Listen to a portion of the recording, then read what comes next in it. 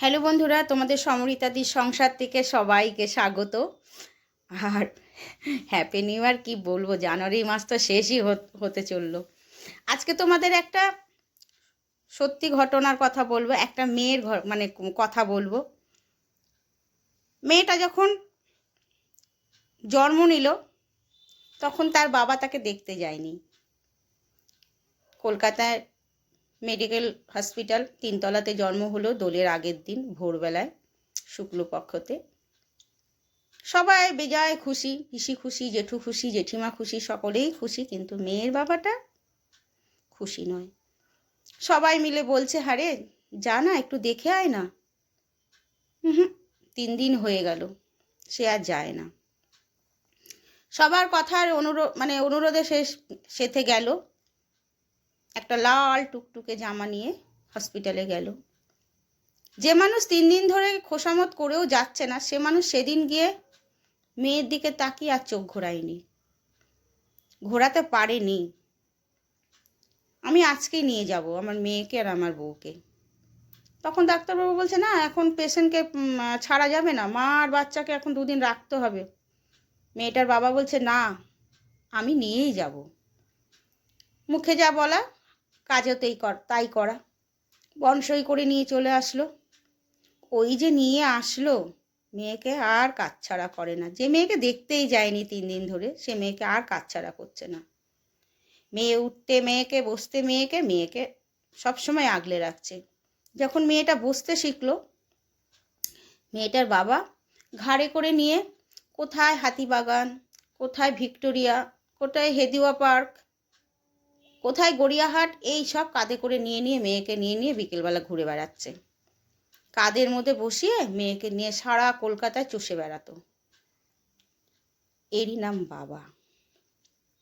একটা ঘটনা বলি। সামনে দোকান, পেছনে ঘর। হঠাৎ মেয়েটা চিৎকার করে কেঁদে উঠেছে। কান্না শুনে দোকান ফেলে বাড়িতে ঢুকেছে। ঢুকে আর কিছুই করেনি, মেয়ের মাকে 2-4 ঘা দিয়ে দিল।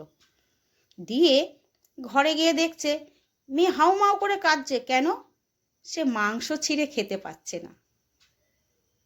তখন তার বাবা কি করলো, মেয়ের এই দশা দেখে গ্রান হোটেলে চলে গেল। যদিও হয়তো এটা সত্যিই ঘটনা, তোমরা হয়তো ভাববে গল্পের মাধ্যমে বলছে। না বন্ধুরা, এটা সত্যি। গিয়ে তুলে মাংস মাটির ভাঁড়ে করে নিয়ে আসলো, এনে মেয়েকে দিল খেতে। আজ থেকে অনেক বছর আগের কথা। মেয়ে টুকটুক করে খাচ্ছে, ঝাল ছাড়া মাংস টুকটুক করে খাচ্ছে। বাবা তা দেখে খুব তৃপ্তি পেল। এরই নাম বাবা। যখন আস্তে আস্তে মেয়েটা বড় হলো, তারা 3 ভাই বোন। যখন বাবা কাজ থেকে আসতো, 1 টাকা করে 3 ভাই বোনকে দিত। তাদের টিফিনে খরচা। আর মেয়েটাকে দিত আরও 1 টাকা। সেটা কখন দিত? বলতো, তুমি যখন স্কুলে যাবে, এই টিউশনিতে যাবে, আমি ক্লাবে থাকবো, তখন তোমাকে দেব। কেননা একসাথে সবাইকে 2 টাকা করে দিলে, আজ থেকে অনেক বছর আগের কথা, প্রায় 35-40 বছর আগের কথা। তখন ওই সবাইকে 2 টাকা করে দিতে গেলে না, বাবার তো সেরকম সচ্ছল অবস্থা ছিল না, একটু চাপ হয়ে যেত। তাই জানতো যে মেয়েটা খেতেও ভালোবাসে আর লাগেও বেশি, তাই তাকে পরে দিত। আবার আরও 1 টাকা করে দিত ঘটে জমানো। সেটা ভেঙে হয় শীতের সময়, হয় কলকাতায় ঘুরতে চিড়িয়াখানা, কোথায় তারাপীঠ, কোথায় গ্রামের বাড়িতে, এই যা হয়। একবার কি হয়েছে, তারাপীঠে গেছি। তারাপীঠে যাওয়াতে ভাই বোন সবাই মিলে গেছে। হঠাৎ দেখছে কি, বাবা পরতো ধুতি পাঞ্জাবি, সাদা ফকফকে ধুতি পাঞ্জাবি, বগের মতন সাদা ধবধবে পরতো।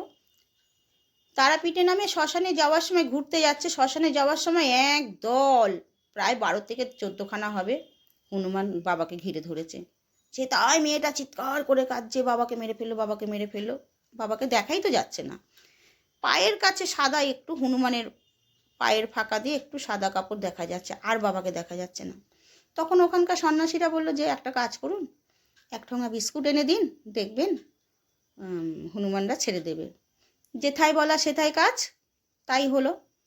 বাবাকে ছেড়ে দিল, বাবাকে নিয়ে তারা খুব খুশি। শ্মশান ঘুরে ঘুরে বেড়ালো, মামা খাপার বাড়ি দেখলো, খুব মজা। আর বাবা বেশ ঘুরে ঘুরে গল্প করতে করতে বলছে এখানে এটা হয়েছিল, ওটা হয়েছিল, এখানে মামা খাপা বসেছিল, ওখানে মানে এই সব গল্প করছে। যাই হোক, এই করতে করতে একদিন মেয়েটা তো বড়ই হয়ে গেল, তার বিয়েও হয়ে গেল, কিন্তু বাবা তার মেয়েকে পেছন ছাড়ে না। তার মেয়েকে প্রতিদিন তাকে দেখা চাই, যেহেতু মেয়েটার সামনেই বিয়ে হয়েছিল। হয় মেয়ে আসতো বাবাকে দেখতে, নয় বাবা যেত মেয়েকে দেখতে, এই করেই চলতো। আস্তে আস্তে মেয়েটা ছেলে হলো, স্কুলে পড়তে আসতো, বাজারে আসতো, বাবারও বয়স হতে লাগলো। বাবা তখন আর কাজ করতো না, ক্লাবও রাস্তার উপরে ছিল, তাই বসে থাকতো কখন আমার মেয়ে এই রাস্তা দিয়ে আমার নাতিকে নিয়ে যাবে, আমার মেয়েকে দেখবো, আমার নাতিকে দেখবো। যখন স্কুল থাকতো তখন বাজারে যাবে, কখন আমার মেয়ে সকাল 9টার সময় বাজারে আসবে, মেয়েটাকে দেখবো। যেদিন হয়তো বাজার স্কুল কিছুই থাকতো না, হঠাৎ দেখি বাবা তার বাড়ি গিয়ে হাজির। কি ব্যাপার বাবা, তুমি এখন এসছো কেন বাবু? তোমাকে যে কতদিন দেখি না মনা। এই তো তুমি 3 দিন আগে আমায় দেখলে। 3 দিন আগে দেখেছি? ও, তবু যেন একদিন না দেখলে ভালো লাগে না। এরই নাম বাবা। যখন মেয়েটার বাবা অসুস্থ হয়ে পড়ল, না তার একটু অসুস্থ হওয়ার আগের কথাই বলি। একটা সময়, তখন মেয়েটা ছোটই ছিল, হঠাৎ দেখি একদিন না তার মা বাজার থেকে আম এনেছে। আমটা কি করেছি, খেয়ে ফেলেছি। মা ধুয়ে কলসির উপর রেখে দিয়েছে, একটা আম খেয়ে ফেলেছি। 5 জন আর 5টা আম, সেখানে একটা যেথায় খেয়ে ফেলা মানে কমে যাওয়া, কাউকে ঠিক মতন দেওয়া হবে না। তখন তার বোঝার শক্তি ছিল না, ভালো লেগেছে খেয়ে ফেলেছে, ব্যাস সেথায় মার আর বাড়ির থেকে বের করে দেওয়া। কখন মেয়েটার বাবা আসবে, হাঁ করে রাস্তার দিকে তাকিয়ে আছে। কি ব্যাপার, দুপুর 2টো বাজে, তুমি বাইরে কেন? মা ঢুকতে দেয়নি। কেন? আম খেয়ে ফেলেছি বলে। বললো, আম খেয়ে ফেলেছে বলে তোমায় ঢুকতে দেয়নি?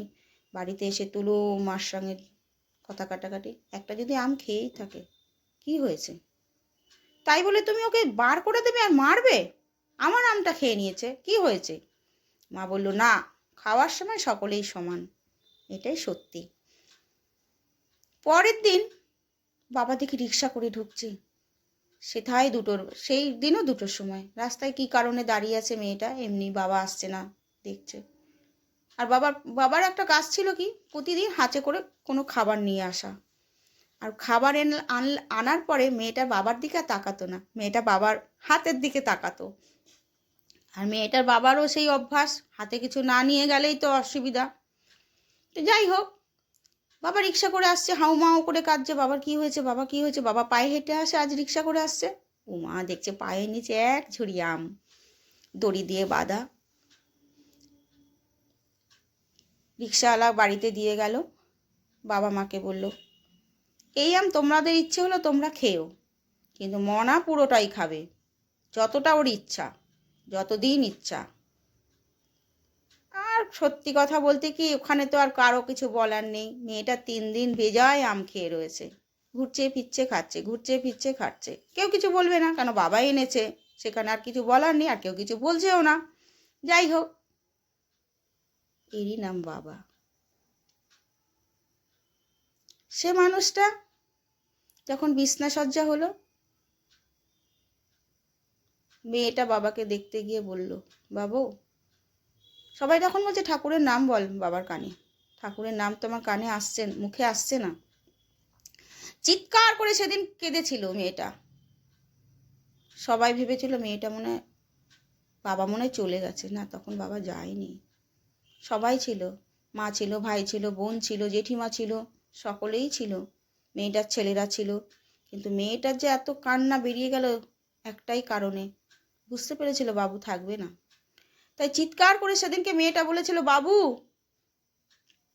তুমি তো চলে যাচ্ছ, কে আমায় দেখবে আর কে আমায় বলবে কতদিন তোমায় দেখি না।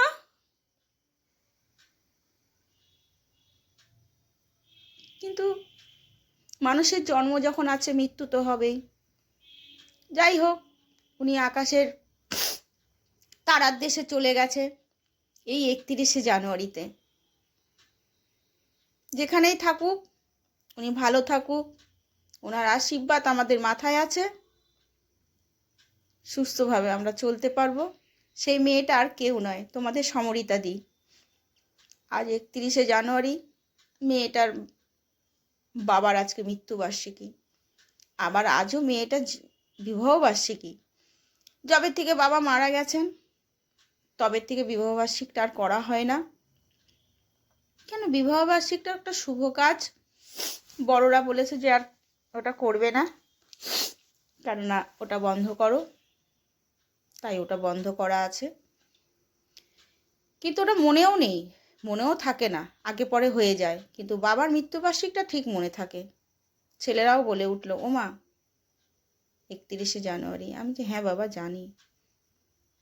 যাই হোক, আজকে সেই মেয়েটার গল্প, সেই মেয়েটার বাবার গল্প বললাম।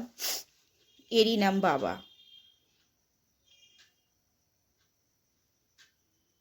সেই বাবার হাত ধরে, বাবার আঙুল ধরে মেয়েটা হাঁটতে শিখেছিল, এরই নাম বাবা।